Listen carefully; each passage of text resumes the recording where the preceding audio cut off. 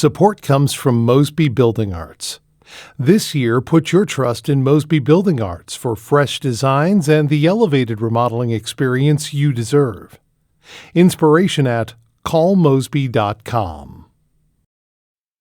This is St. Louis on the Air from St. Louis Public Radio.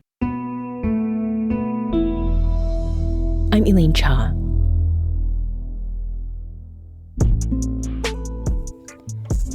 "2025 was a historic year for the St. Louis region. Major headlines featured the devastating May 16th tornado and its aftermath, problems in our local justice system, and political maneuverings at all levels. And in our newsroom, those same issues are still being covered in 2026. And three reporters who spend their days and often nights covering those stories join me now. I'm here with Kavahn Mansouri, Economic Development Reporter. Welcome. Thanks for having me. We also have Lacretia Wimbley, General Assignment Reporter. Welcome back. And Politics Correspondent Jason Rosenbaum. Thank you. All right. Thank you all for joining us for this reporter roundtable to start the new year. Now, all of you have already been working in 2026. And before we get to regional issues, there's some major news from Sunday, and that's the American invasion of Venezuela and the arrest of its president, Nicolas Maduro, and his wife. Lacretia, you covered a protest over that action right here in St. Louis. What stood out to you? Yeah, so naturally, the protest was against what Trump has led the U.S. to do, which was invade Venezuela, as you mentioned, and capture President Maduro. But what stood out to me was there was one guy who was a heckler of sorts, but he, as protesters were marching and chanting, some were calling for Trump's impeachment, others were, pretty much saying that, our tax dollars could be put to better use, instead of being put towards, what they, call war efforts. One guy, was shouting at the same time as protesters were marching and loudly chanting. And he was just you guys are wrong. Pretty much essentially there's multiple sides to every story. And he, I held back a little bit to talk to him. And he said that one of his loved ones was raped and captured by some militant group over in Venezuela. Not U.S. related, of course, but some group over in Venezuela. And he seemed very emotional behind this happening. And he was saying that protesters being against Trump don't know what they're talking about, and that the U.S. invading Venezuela is a necessary move, and that Maduro being captured is a good thing, because he wasn't a good president. It's this guy's perspective, and he was just saying that he was encouraging the protesters to take some time to actually assess, other people's perspectives instead of, just coming out and hitting the streets and being so quick to just, I guess only see it from one point of view. Mm-hmm. So that was a big thing that stood out to me, I'd say. And did you see anybody else trying to engage that person in conversation or? Yeah, so protesters, a few, maybe a handful of protesters did stop and went back and forth with him, but it was mainly argumentative. No one was really hearing each other out, and they were just shouting over each other for the most part. But like I said, that's why I kind of held back from the march a little and talked to the guy, and that's pretty much what he had to say. Mm-hmm. And what did the protesters have to say about why they oppose this recent action? Yeah, a lot of them they say that Trump is a liar and that a lot of promises that he made, to be anti-war, he's going back on that now is what they had to say. And they say that, like I mentioned, U.S. tax dollars being put towards war efforts or to get involved in other countries' affairs, it's just not the way to go. And some people brought up the North Side here in St. Louis and said, for example, that money that's going towards war effort, is our tax dollars and could be put to, building up the North Side, especially after the tornado here. So there's local relevance in different ways. Yeah, for sure. Jason, you spoke to several officials from Missouri and Illinois to get their reactions to this action. What are these politicians saying? I think it's splitting along partisan lines, which is predictable, but shouldn't be predictable. Donald Trump ran for president in 2024 on a platform of not getting into wars. And since he's come back into office, he has launched attacks not only in Venezuela, but Nigeria, Syria, Iraq, Somalia, sometimes for perfectly legitimate reasons, but other times for reasons that are not really clear, like what happened over the weekend. Like initially after the invasion happened, a lot of Republicans felt that this was going to actually put the person that almost certainly won the election in 2024 in power. And instead, Trump is just supporting Maduro's vice president, who doesn't seem to want to play ball with the United States. So I was surprised that there wasn't more Republican outcry, given that many of them had parroted President Trump's so-called aversion to getting involved in wars. One person we haven't heard from yet is Senator Josh Hawley, who was very much opposed to providing any weaponry to Ukraine. And I find his silence on this interesting because he either has decided he doesn't want to comment on it or he is genuinely conflicted about supporting an effort that is clearly interventionalist when he has been talking a big non-interventionalist game for the last couple of years. Mm-hmm. Missouri U.S. Senator Eric Schmidt also praised Trump and said in a statement on X that, quote, "We are a superpower. This is our hemisphere, and we're going to start acting like it again. President Trump is taking back control." What do you make of that, Jason? I was struck by that, given that Senator Schmidt has also spoken much about realism and non-interventionalism in foreign affairs, especially when Biden was president. But I also think that there is a limit to what the United States can do. Are we really going to invade Brazil because we don't like Lula's government? Are we going to invade Mexico, which, we tried to do in the 1910s under Woodrow Wilson, and it didn't really go well? In fact, Eric Schmidt likes to talk about how bad Woodrow Wilson was. And I agree with him. Woodrow Wilson's one of the worst presidents we've ever had. Warren G. Harding was a better president than him. That's how bad he was.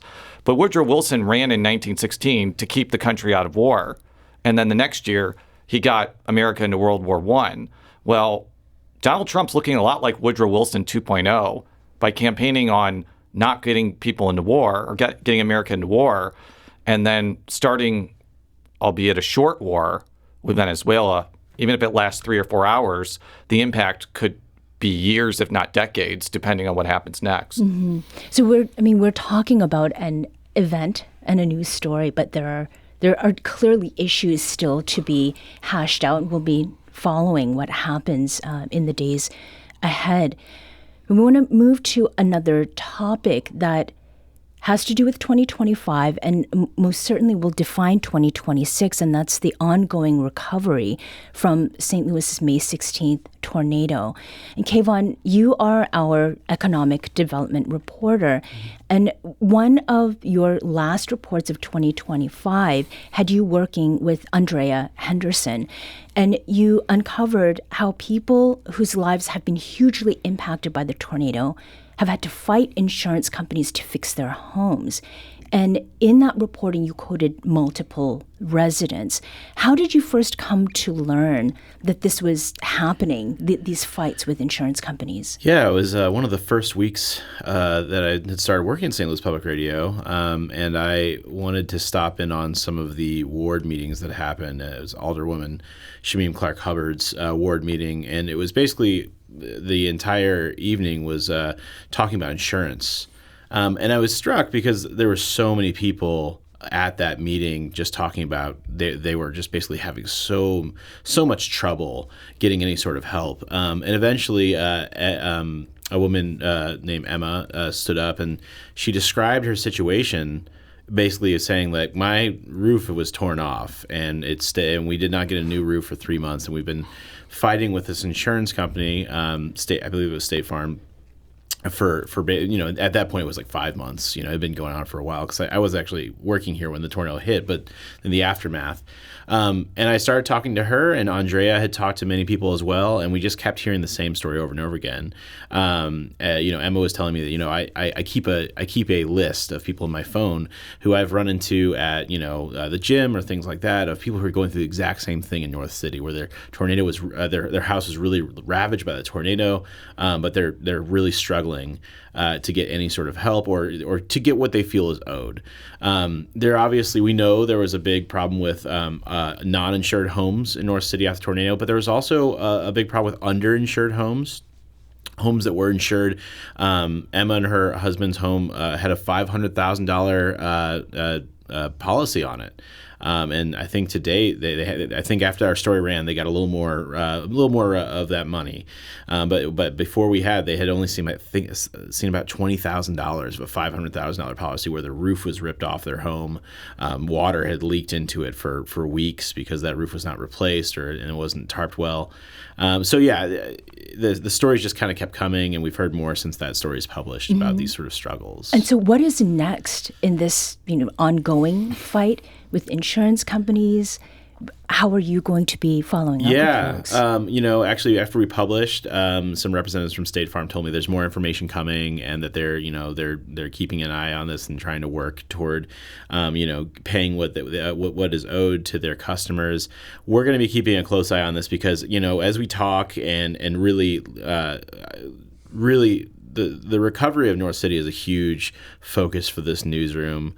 I feel it every day. We meet weekly to discuss what our plans are to tackle this story, that will ripple throughout St. Louis's history for really a very, very long time. So insurance plays a big part of that, because as we watch to see what happens in the recovery process, we're actually looking to see what North City is going to look like. What that patch of neighborhood, that community is going to, how they're going to recover, if everyone will be able to come back, how that will look. These are very old homes that we're talking about that are not easily fixed. There's some new ways that they're thinking about putting that community back together with new housing, but that's kind of, so it's going to be, we're going to have to pay a lot of attention to it and keep following up these people who are having these insurance problems and just keeping an eye on the situation there. Mm-hmm. Lacretia, you also covered the tornado's aftermath, and you did so from many angles, and that included the tragic ones. Talk with us a bit about how you covered a situation, a set of circumstances that was so chaotic and very complicated. Yeah. So, first of all, covering the aftermath of the tornado was just devastating, generally speaking, for me and all of my colleagues, let alone any journalist, I believe, in the city, just because of, the devastating nature of the storm and how many people were displaced. And so I will say, though, that speaking to the loved ones and relatives of people who actually died in the storm was particularly difficult because, as a journalist, we are professional, at what we do. But there's also a degree of empathy that you have to hold for people, not only in this circumstance, generally speaking, of course, as journalists, but I will say that it was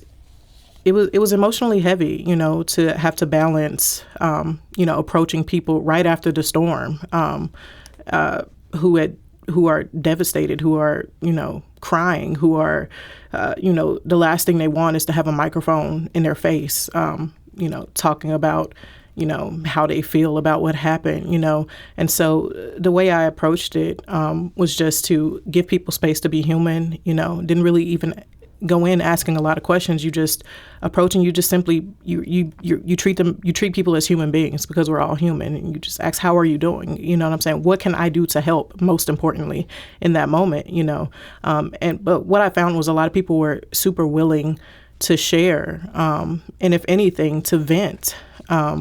What were they venting about? They just wanted to share their frustrations with the city, for the most part. A lot of people were super angry, dare I say, with the mayor's administration for not sounding the sirens. A lot of people were questioning, could my loved one have been saved if they had even just a few seconds of warning to be able to get out of their house or get down to a basement or wherever, So that's what they mostly were venting about, just frustrations with the city. Mm-hmm. We're going to take a very quick break here, but we'll be back shortly to continue this conversation about the big stories of 2025 and what reporters at St. Louis Public Radio are planning to follow up with and to follow in 2026. This is St. Louis on the Air on St. Louis Public Radio.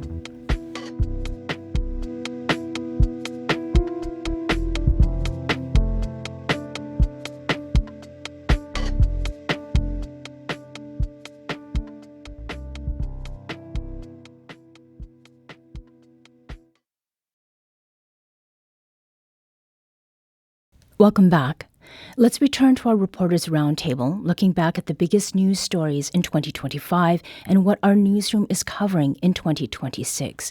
I'm here with Economic Development Reporter Kavahn Mansouri, Lacretia Wimbley, General Assignment Reporter and Politics Correspondent Jason Rosenbaum.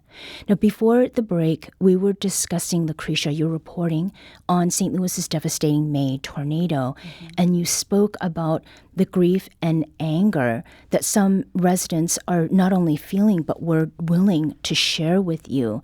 You've also been covering the environmental impacts of the tornado, and that includes changes in the wildlife and how residents are responding to that. Tell us about that and how that hit your radar. Sure. So we held a listening session. STLPR did. I believe that was a couple months ago at this point.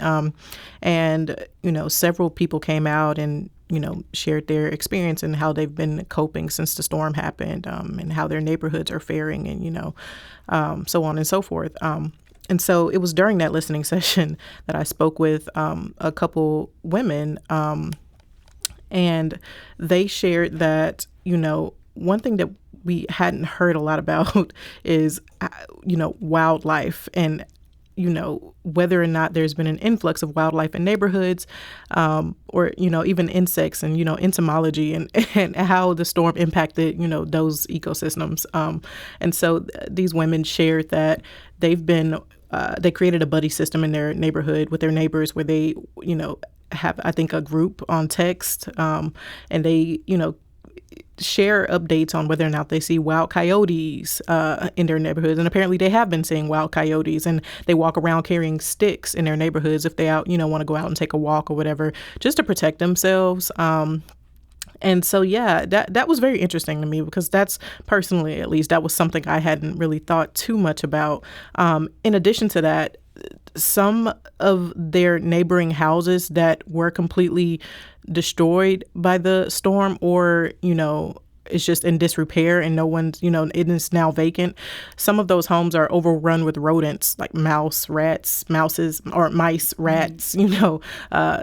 all types of insects, and squirrels even have, moved into some of these vacant homes. And but the thing is, homes that are not vacant, that are still occupied, that live next to these vacant homes, some squirrels are jumping from the vacant homes over onto their properties. And so that's some of the things that those women at the listening session had to say, and it was just very interesting.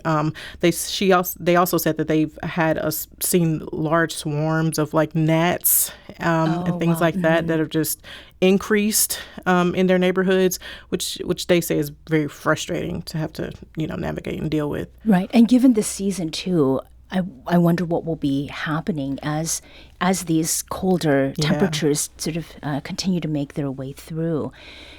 You'd mentioned, Lacretia, people being upset with local government. And Jason, the tornado is a political issue as well. And there are questions about whether this region will see more aid from the state or the federal government. Are we any closer to an answer on that?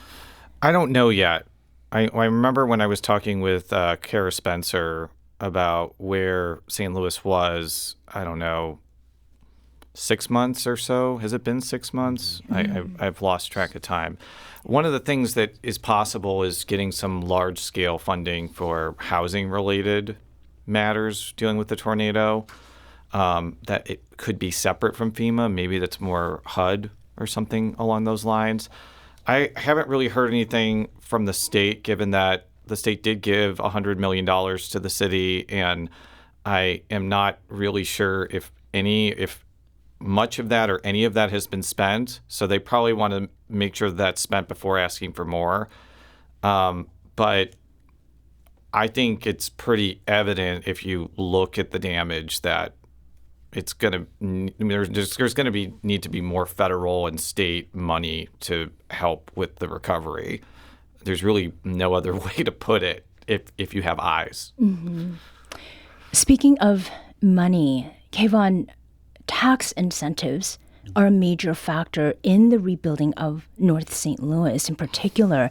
How are you hoping to follow that issue as recovery continues? Tax incentives, my favorite.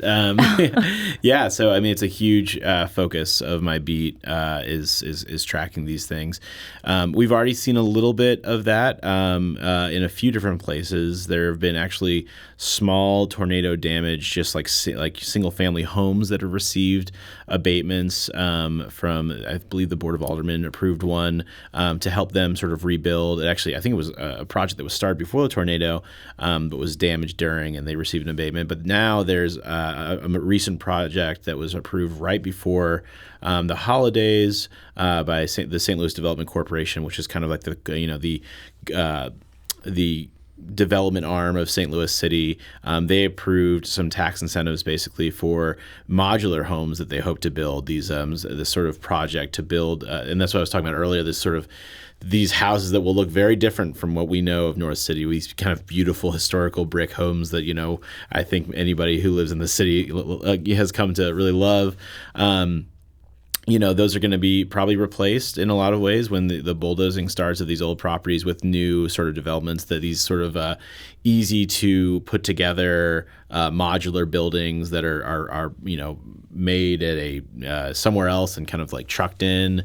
So that's a big project that's happening. And again, that's going to play into what this neighborhood looks like going forward, what these communities will be. So that's a big part of it. The incentives, there's been a lot of questions from some of the aldermen I've talked to, some of the people in the community I've talked to about what sort of incentives will be offered for those sort of projects, those smaller projects to bring that community back. We often see incentives offered to bigger projects, and I think that from what I hear in some of the conversations I've had, even with the folks at SLDC, there may be, there's talks of all sorts of different incentives to get this community back on its feet. Mm-hmm.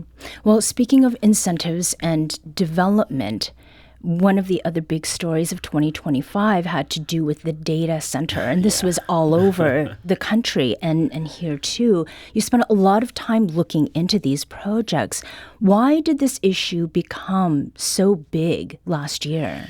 Well, yeah, I mean, it's kind of the story of, when it comes to economic development and the climate, it's a big deal. I remember the first day I kind of got involved, Kate Grumke, our climate reporter, came to my desk and said, "Hey, what do you know about LLCs?" And I'm like, "A lot." Like, what do you need to know? And she had was looking into the data center proposal down in St. Charles, and she had found this, FOIA or sunshine request for this non-disclosure agreement, and all was on there was this sort of like very vague LLC. So we started to dig into the documents, and we eventually found that that Google was likely involved in the proposal down there. Well, that kind of like spun into this whole spider web of all these data centers that are now popping up everywhere. You see them, one in Jefferson County that is popping up. There's of course the Armory, a data center that's been proposed that has had so much pushback. The St. Charles project that led to a year-long moratorium on any sort of data center proposals there. I think the Post-Dispatch had a story about two more in the St. Charles area that are popping up. The reason is there's actually a real need for these data centers as we continue to sort of grow as a digital society. There actually is a need for more servers and more support. However, we know that data centers, when they come, they offer sort of a It's a mixed bag. So for governments like the city of St. Louis, they are really interested because it could be a huge economic incentive for them, right? Right. Absolutely. But also there are a lot of other setbacks when that happens. I think the reason it's also getting a lot of attention and pushback is all these data centers are linked to AI. Yes. Mm-hmm. And there is a lot of promise with AI, but there is also a lot of fear, not only because AI may end up replacing people's jobs.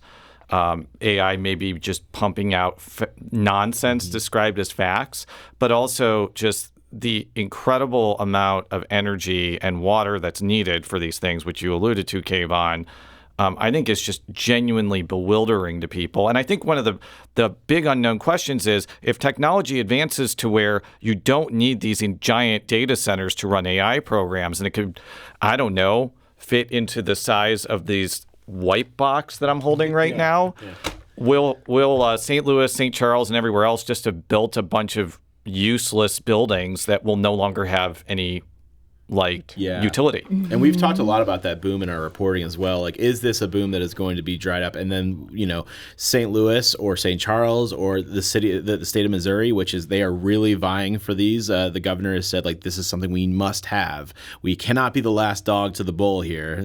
What happens to the puppy that doesn't get fed? But to add to that, there's also this, Senator Hawley proposed legislation, co-sponsored bipartisan legislation to start tracking how many people are laid off due to AI. This is a huge wave. The experts we've talked to say that we are, everything that's happening is everyone's kind of in a triage mode of build. But who's not in a triage mode? The people who are building these data centers, because they are the kind of leading these kind of government entities along and being like, hey, we want to build here. It's like, well, what comes with that? We've been seeing a lot of pushback from people in the communities. Yeah. Mm-hmm. I think Jason's chiming in with thoughts about AI. I mean, as far as what state officials and lawmakers are saying, these are also issues that are very political, right? Yeah, absolutely. And I think that one of the things, I think Kavahn and I talked to the same expert at Washington University, and one of the things I asked him was this federal moratorium on state laws involving AI, would that have included data centers? And he said yes. So when Donald Trump talks about not allowing states to regulate AI, I think it almost certainly means that they wouldn't be able to regulate data centers. And we saw in St. Charles, for example, which is not the most Republican part, not the most Democratic part of the region, there's a lot of bipartisan pushback to it because there's bipartisan pushback against AI. And even Republicans don't want the Mississippi and Missouri River to not have any water because it's all being used in these data centers. I think one of the comments I saw many times about the one down in from Fenton, Jefferson County, is that there was one of the government officials down there basically saying was trying to kind of make it into a political thing, and so many comments like, this is not political. I'm a Republican. I don't want a data center in my backyard. So the pushback is so bipartisan. It's really like the pushback in St. Charles and the Armory and now in Jefferson County have been, and I believe one out in Montgomery County as well. It's been sizable. Mm-hmm. As we wrap up this segment, I want to make sure we give each of you an opportunity to talk about the stories that you are going to be pursuing. We're already in 2026, and Lacretia, for example, you've looked at a lot of what is happening with jails in this region. Is there anything in particular that you're going to be looking at in 2026 regarding our jail system? Sure. So, it's no secret that there are glaring issues at the St. Louis City Jail. But more recently, I've been reporting on issues at the county jail as well, the St. Louis County Justice Center. And so, yeah, definitely this year, and especially at the top of this year, going to continue digging into both. And at the county jail, digging into, whether or not the jail is going to be able to receive any of the millions that jail leaders say they need to make improvements to the building out there, which is nearing the end of its 30-year lifespan. I believe it's 27 years old now. But yeah, there's frequent issues there at the county jail, like flooding in the jail cells, feces detainees having to stand in feces, issues in the shower, mold, disgusting kitchen, cleanliness issues throughout the entire jail. And so if anything, I would definitely love to ask if anyone has a loved one that's currently detained at either the county jail and especially the city jail, please reach out. I would definitely love to speak with you and hear your perspective. And if anyone could connect me with someone that's, their loved one that's housed there, to speak with them directly about their experiences, that would be great also. And your email address? Sure. Yeah, my email is lwimbley, that's LWI, M as in Mary, B as in boy, LEY at STLPR.org. And very quickly, Kavahn, how can people reach you? Yeah, it's K Mansouri, KMANSOURI at STLPR.org. And who do you want to hear from? I would really like to hear with people who are struggling with housing, people who have been affected by the May tornado. That's going to be a focus for me, and anybody who feels like that they're not being that their concerns about what's happened with tornado, especially their concerns aren't being answered. Mm-hmm. And Jason? You can email me at jrosenbaum@stlpr.org or instant message me on Instagram, Jason Rosenbaum, full name, very creative. I want to hear from people about how they're feeling about the upcoming election season, and I'm especially interested to see if there is a blue wave nationally, whether it affects the very red Missouri or whether it barely makes any difference. Mm-hmm. Politics correspondent Jason Rosenbaum, Kavahn Mansouri, economic development reporter, and Lacretia Wimbley, general assignment reporter, all here at St. Louis Public Radio. Thank you for joining us today. Thank you. Thank you.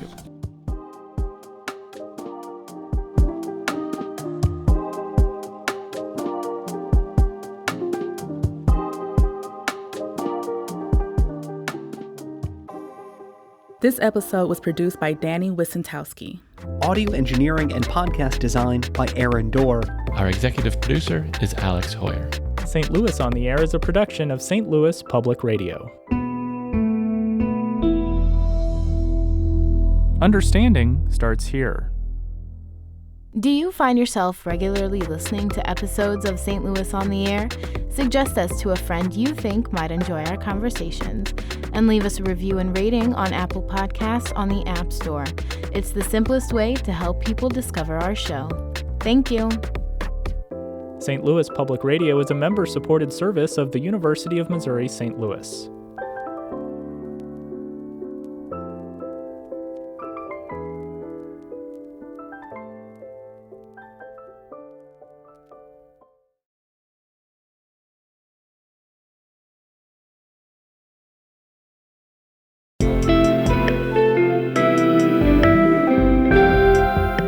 The Gateway brings you the day's news each weekday from around the St. Louis region and the state capitals in Jefferson City. Our schools are accredited. We don't need this bill. And Springfield. How many more years must pass before lawmakers see time is of the essence? I'm Abby Larico. Join me each weekday for The Gateway on the STLPR app or wherever you get podcasts.